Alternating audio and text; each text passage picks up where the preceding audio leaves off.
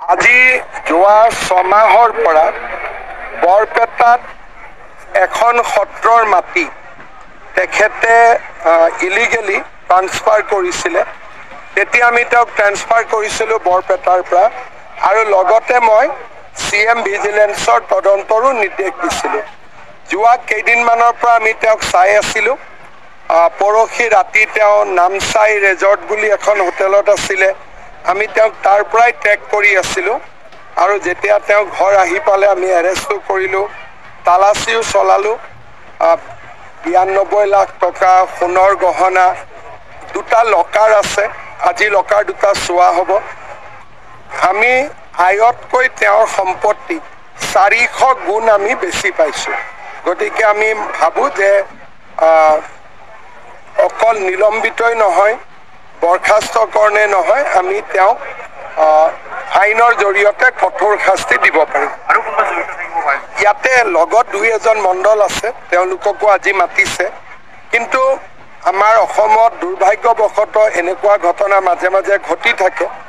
ৰাইজেও সাৱধান হ'ব লাগিব, আৰু কোনোবা অফিচাৰে টকা পইচা বিচাৰিলে তৎকালীনভাৱে CM ভিজিলেন্স বা আমাৰ ভিজিলেন্স এণ্ড ইকনমিক্স ডিপাৰ্টমেণ্টত জনাই দিব লাগে। আজি যোৱা 6 মাহৰ পৰা বৰপেটাত এখন সত্ৰৰ মাটি তেখেতে ইলিগেলি ট্ৰান্সফাৰ কৰিছিলে। তেতিয়া আমি তেওঁক ট্ৰান্সফাৰ কৰিছিলোঁ বৰপেটাৰ পৰা, আৰু লগতে মই CM ভিজিলেন্সৰ তদন্তৰো নিৰ্দেশ দিছিলোঁ। যোৱা কেইদিনমানৰ পৰা আমি তেওঁক চাই আছিলোঁ। পৰহি ৰাতি তেওঁ নামচাই ৰেজৰ্ট বুলি এখন হোটেলত আছিলে।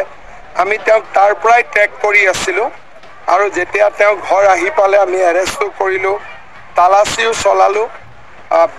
92 লাখ টকা সোণৰ গহনা, 2টা লকাৰ আছে। আজি লকাৰ 2টা চোৱা হ'ব।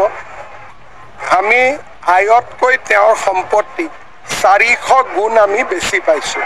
গতিকে আমি ভাবোঁ যে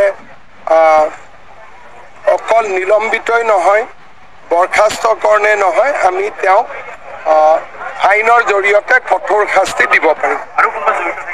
ইয়াতে লগত 2-এজন মণ্ডল আছে, তেওঁলোককো আজি মাতিছে।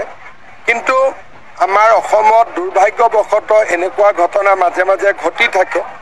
ৰাইজেও সাৱধান হ'ব লাগিব, আৰু কোনোবা অফিচাৰে টকা পইচা বিচাৰিলে তৎকালীনভাৱে CM ভিজিলেন্স বা আমাৰ ভিজিলেন্স এণ্ড ইকনমিক্স ডিপাৰ্টমেণ্টত জনাই দিব লাগে।